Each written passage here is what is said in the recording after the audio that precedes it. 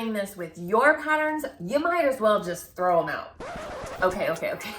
That might be a bit dramatic, but honestly, this is, in my opinion, the most important step to having a successful finished garment that actually fits, that doesn't make you scream when you're at the sewing machine because you're like, ah. Let's jump into what I consider to be the most important step when you're finalizing your patterns.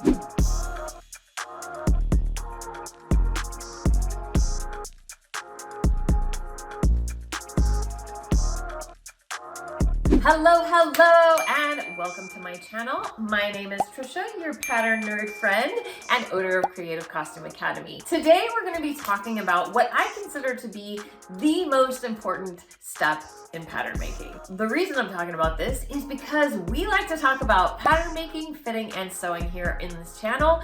And so if you're interested in any of those things, you want to have fun making patterns, learning about patterns, making garments that actually fit, then I hope you'll stick around because that's what we're all about. So what I'm really talking about, the most important step, in my opinion, to having a successful pattern is that final step right before you go, okay, cool, this is good, I can move on to the next part of making my garment, is walking your seams and truing them. Now, if you don't know what I'm talking about yet, don't worry, we're gonna do a visual explanation of how to walk your seams, because this is a question that I get asked a lot with beginner pattern makers, and it's a valid question. What are you talking about, walking my seams? But it makes perfect sense, and there are some tricks on how to do it. And truing, that term truing, means when you do walk your seams and they don't quite walk, they don't quite match up, you would have to true your seams. You have to true up the pattern, make adjustments so that the seams do match, and they are going to match when you cut them out of fabric and go to the machine and sew them together. So I want to let you know, first off, that it's really, what I see a lot with students who are just beginning learning pattern making, they walk their seams and they're like, oh my gosh, it doesn't match up. I have been a professional pattern maker getting paid to make patterns and make garments for over 20 years here. And I still throw like a little party every time it works. It matches up and I don't have to true my seams. More often than not, you will have to true your seams, which is why it's such an important step. Because if you skip that step and you skip checking it, then you're likely not going to be matching up. You're going to cut it out of fabric, you're going to go to the machine, and you're going to end up frustrated and screaming because your seams don't match up. Now you have to ease it in or make it fit, and it can get a lot more frustrating and a lot more complicated. So I highly suggest, before you call your pattern finalized, that you walk your seams and you true them. Now, I have some rules when I am truing up my seams, and I have some tricks to share as far as walking seams and some things that might help you if this is something that you know about, but you need a little bit more help with. So we'll talk about that when we get over to the table and I can show you some visuals. I think that'll make more sense. The other thing to think about is every time you make an adjustment to a pattern, you have to consider every other piece that pattern touches. So it's very normal in pattern making to go back and forth and back and forth and back and forth. Make an adjustment, walk your seams, make an adjustment, walk your other seams, make an adjustment, walk your other seams.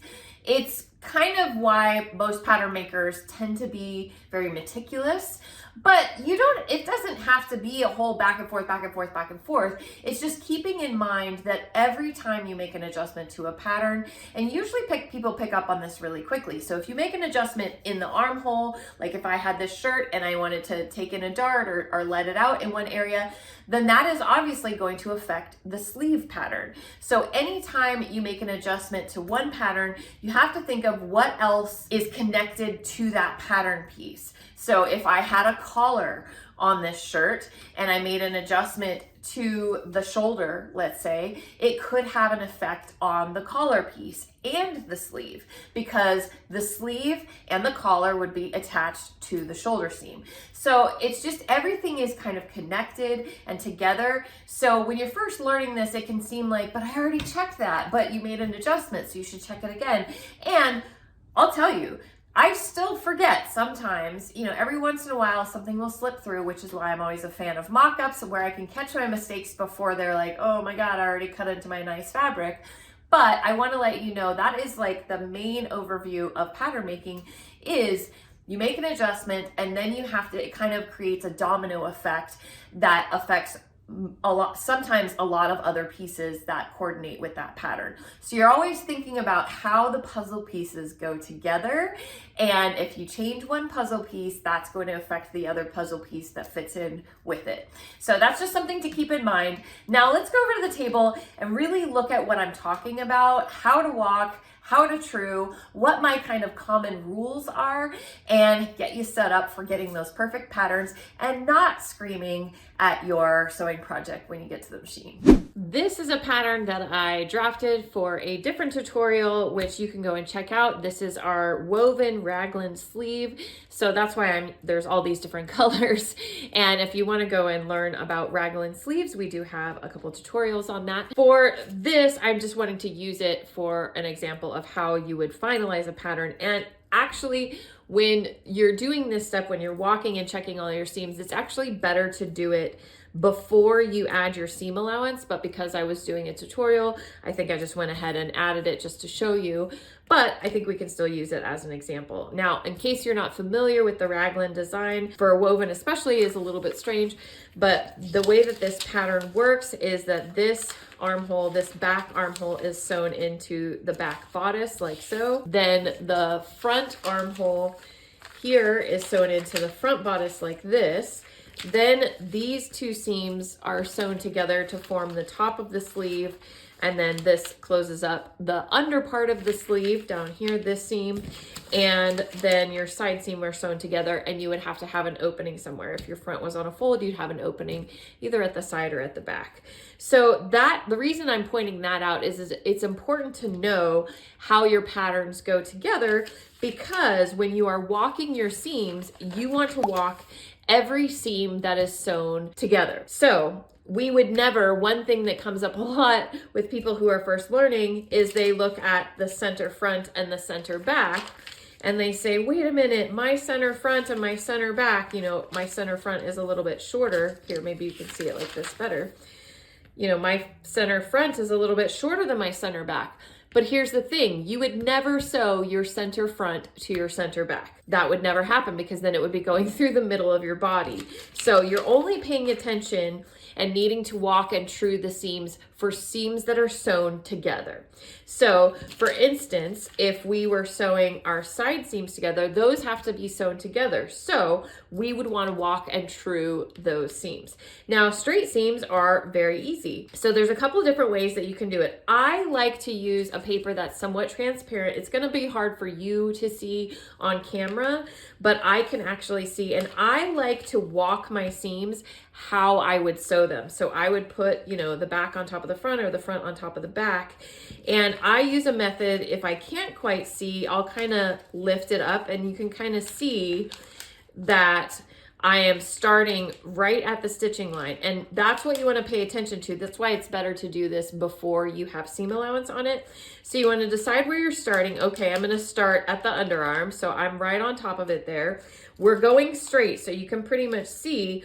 And then this is a little shorter. You can see here, it's a little bit shorter, but I also have seam allowance on this front piece where I don't have seam allowance on the bottom of the back piece. So that's how I do it, but I am a little bit more experienced than some of you who might be watching this video.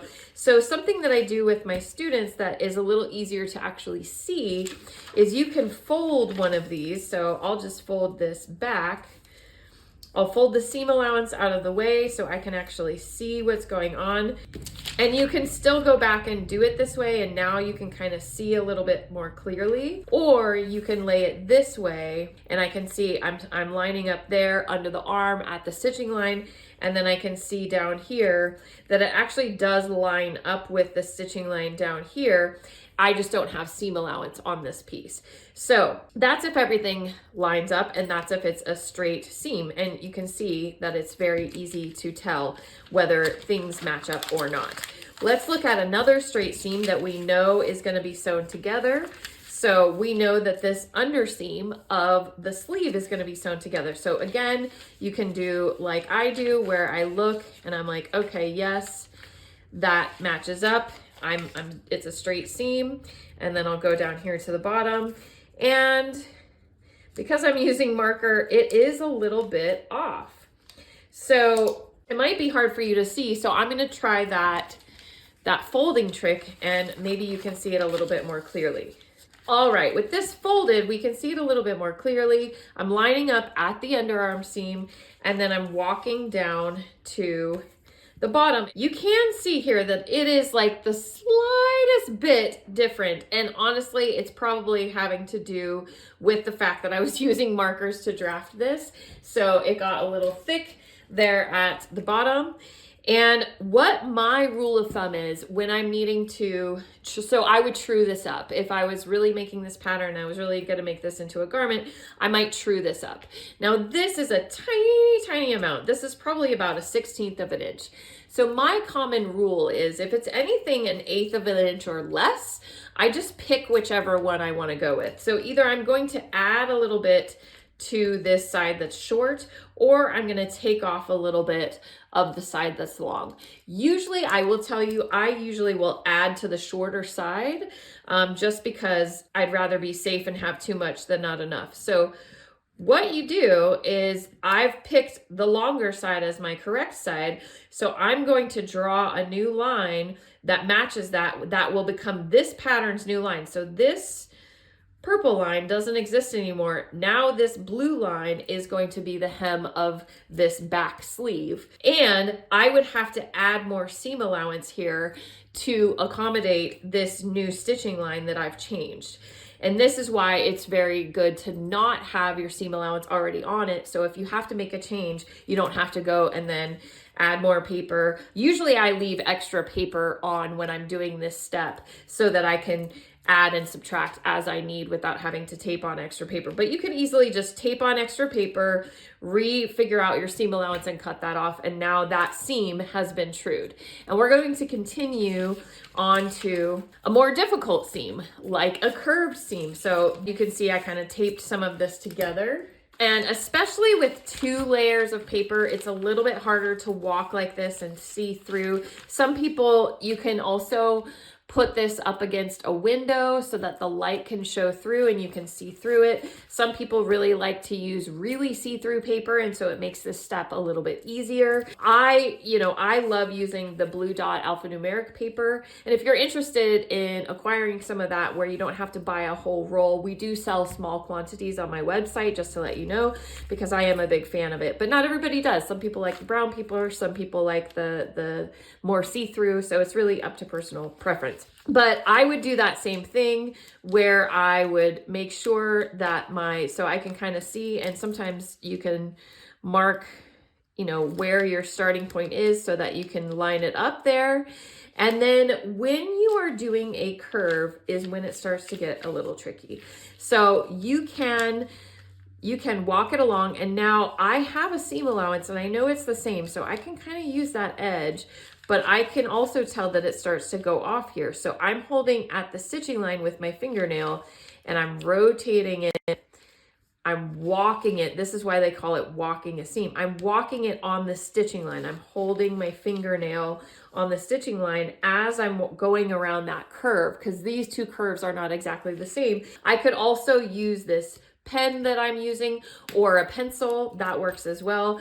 This is an awl I showed in the last video. This is a great tool, especially for pattern making. There's lots of different uses for it, but I especially love to use it for walking, especially if it's something I really want to get very accurately.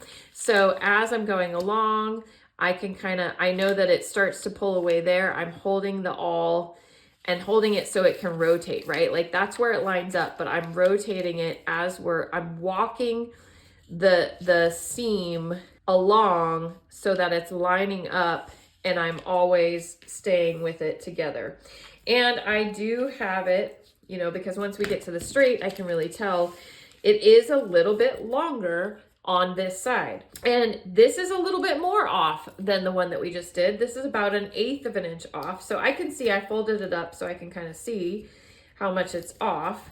And then you can do the folding trick with this. So let's try that so you can maybe see it a little bit better. So I'm gonna fold along my stitching line, but it's a little harder with the curves, right? But you can still do it. Okay, so I have folded along the stitching line that I'm wanting to walk, and you can walk it like this, and you can still, as you can tell, see a little bit better than when you're trying to see through the paper, and that would help you as you're walking it along. So we could do it that way. You can also do it this way. I do want to say though, I don't think this is the most accurate way, but it's still going to get you close. So I want to show it to you anyway. So again, you can see how we are walking. See how we're walking along the seam? So I am just right here. This is the only section that I'm looking at right now. It is touching from here to here, and then it starts to pull away from that stitching line. So I'm going to put my awl right where it starts to pull away, and then rotate until the stitching lines are on top of each other. So now I know that is where this pattern ends up walking. And honestly, it's a little bit closer. So I will tell you, especially when I'm walking curves, just like in the last video where I was measuring a curve, I will do this a couple of times just to double check myself and make sure I didn't like shift it accidentally or something like that. So I'm just gonna walk it again one more time. Okay, so that time it did line up kind of more like how I was ending up on the other one, where this back sleeve is a little bit longer than this front sleeve. Again, though, it is not more than 1/8. So I would just make the choice of which one I would choose. Usually I go with the longer, but sometimes when it already has seam allowance, I'll go with the shorter one so I don't have to add more paper. So this line would line up with that hem, right? And one thing you want to keep in mind is you don't want to just take off this amount all the way across, because that is a separate seam that you've already walked and trued and made sure it was right. So you want to make sure, if you're truing, that you're blending back in to what that original line was. So now this is no longer going to be my hem of my sleeve since I'm shaving it off this time. So look what happened. I added a little bit on this side and I added a little bit on this side. It's something like what happens with this in this area is okay, but if this were happening on pants, we would have a much bigger discussion. Good thing we don't have to do that. But since this one I had to add my seam allowance back in for the new line, this one I'm going shorter, so this has 1/4 inch seam allowance. So I can go ahead and draw in the seam allowance, and then I would just cut off that little bit that doesn't match. And now this seam has been trued. So you want to do that with every single seam that would be sewn together. You want to check every single seam. And if I adjusted this, I might want to check this again. If I felt like, oh, I want to keep that straight and I want to go all the way across, then maybe I'll make this other side shorter. So you just have to really be sure that everything that touches. So you would also want to walk this seam, and you would do the same thing where you're following that curve with either your thumbnail or a pen or an awl and making adjustments. So let's talk about what if you have an adjustment that is more than that 1/8 of an inch that I was just talking about. Okay, so this is how I usually would do this step when I'm truing up my seams, but you could do it with a finished pattern as well. Like I was showing you that already had seam allowance. You just want to know where that stitching line is, because you're wanting to adjust the stitching line. That's what's going to get sewn together, and then the seam allowance would go on top of that. This is just a basic bodice. I just traced off my basic bodice. I would only be sewing my shoulder seams to my side seams if I were to put these two things together. But see how I've got that extra paper all around and I haven't added my seam allowance yet. So I would want to walk this seam and this seam. I would not walk my center front to my center back, And look how off that is. You know, that's off. And sometimes people, I'll have students that message me and go, oh my gosh, what did I do wrong? And I said, remember, we're not sewing those two things together. Another good thing to keep in mind though, is to definitely check your dart legs, especially if you move dart legs around, if you moved where your dart position was, if you changed the waist at all. So you just want to, now I haven't backed off my dart or anything like that yet, but if you want to fold your dart like you would sew it, and this is actually how we get our dart root, but you would want to close that dart and check to make sure that your dart sews up, because sometimes this cannot match up. And if that happens, then you would just, you know, do the same length thing like what we're doing on our seams and make those adjustments as necessary. Take a little off, add a little bit more, or what I'm going to show you right now, if you happen to have an adjustment that is more than that 1/8 of an inch tolerance that I was telling you about, where I would just pick whether I'm going to add or take away. So I'm going to show you this because I think it's easier for you to see, and we'll walk this side seam. So you can see that I'm using the same method. I'm starting here at the underarm seam and I'm walking down to the bottom, and look, it does not match up. And that's quite a big difference. So the first question you want to ask yourself is, did I trace off something weird? When I made the adjustment, whatever it was for designer fit, did I not account for something? Did I forget to add something back in? Because if you have a big difference, it might be something like that, or it could just be that you made so many changes that we're just having to true it up. Now, if you know for a fact that I definitely wanted it to be longer in the back, and now I'm not sure, you know, which one is correct, but I know I wanted it to be longer in the back, then you would just choose, okay, I want it longer, so I'm just going to add a little bit to my front and call it good. If you don't know, you're like, I don't know what happened. I did everything right. I walked back. I didn't make any major mistakes, but I still have this. It's okay. That happens a lot. Like I said, I throw myself a little party when it actually does match up, because it's rare that it matches up perfectly, as you just saw with the last pattern.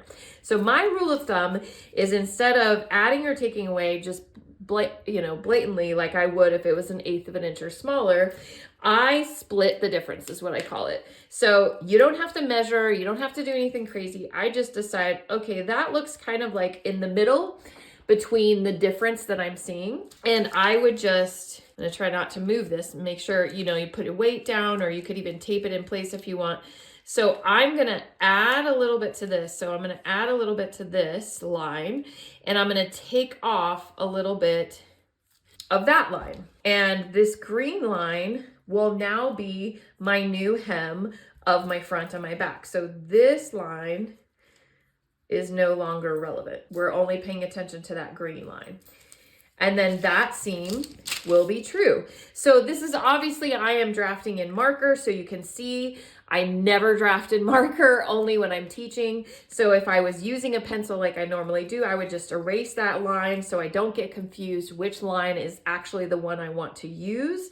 And that was how I would true up that side seam if the difference was greater than an 1/8 of an inch. You just pick a middle. You don't have, it doesn't have to be completely in the middle. If you want to err to one side or the other because of the knowledge that you have, depending, you know, with the pattern that you're working with, you just, you know, kind of pick somewhere in the middle and then you go on either side. Now, if you were doing it the other method where we're walking it on top of each other, you could still do this same thing. You could also use your needle wheel and needle wheel where, you know, kind of splitting the difference in between. And then once you have that mark, then you can, you know, lay it back out again. And I can see those perforations on either side. And then I know that's where I want to go, and I blend it back in on either side. So you can also use your needle wheel. And that's usually what I am doing when I'm truing up. That is what I mean by walking your seams and truing them up, which is what every good pattern maker should do, and every good pattern should have done before you're saying, yep, it's good, it's ready to go, let's cut it out of fabric. All right. I hope you picked up some of those tips and tricks and are going to try them on your next pattern. And hopefully they're helpful and you're like, I can do this. It's not too crazy. Just knowing that truing up your patterns is part of pattern making. It doesn't mean that you did anything wrong. It just means that while you were making your adjustments, whether that's for design or fit, you may have, affected another piece that you didn't think about, which is why it's just a good standard practice to walk all of your seams before you're calling it good. Now you know the most important step. I hope you've enjoyed that. And again, if you enjoy this kind of content, you want to learn more about making your patterns fit perfectly, line up how you want them to line up, and making the designs that make you happy, I hope you will stick around. Hit that notification button so you know when we drop a new video. Definitely subscribe, like this video, and share it with your friends. That really helps me a lot. It also shows me what you want more of. And if you're really into wanting to learn more about pattern making, the best place to start for my world and the Creative Costume Academy world is to check out our free pattern masterclass. That link is located down below in the description. Absolutely free. Check it out. See if my teaching style is for you. And then if you're interested in more, we can talk more about that at that point. But it's a great place to just try it out. Why not? What have you got to lose? All right, that is all we have for you today. Thank you so much for watching, and I will see you next time.